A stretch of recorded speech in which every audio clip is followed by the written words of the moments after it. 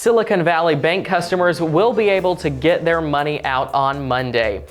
As you may recall, Silicon Valley Bank has been in the news the last couple of days, and that's because they went under and the government took them over. Last week, the bank told investors that they were about $2 billion under.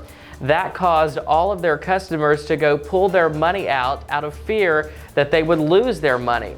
That's when the government stepped in on Friday afternoon, and since then, customers have been wondering if they're going to have any money on Monday. Well, just moments ago, we learned that they will. That's according to the Treasury Department. They say that depositors will have access to their money on Monday. It was wondered if people would have access to more than $250,000 because the FDIC only insures $250,000, and many startups and companies had a lot more than that in the bank, and they risked losing it all if the Treasury Department didn't step in, but ultimately they did. And so they say that customers will have access to their money tomorrow.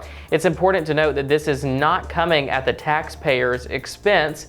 We do know that taxpayers will not be impacted by this. This is not a bailout, but rather customers will be able to get their money. It's kind of unclear at this point where that money is going to come from, if they're going to pull it out of thin air or what. But we know that at least customers should be able to get their money tomorrow.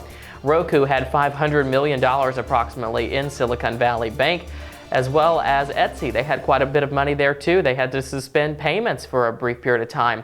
So this is a really interesting situation because this is the first major bank collapse since 2008 when the recession took place. So it's good to know that customers will have their money, as many were wondering if they would be able to make payroll.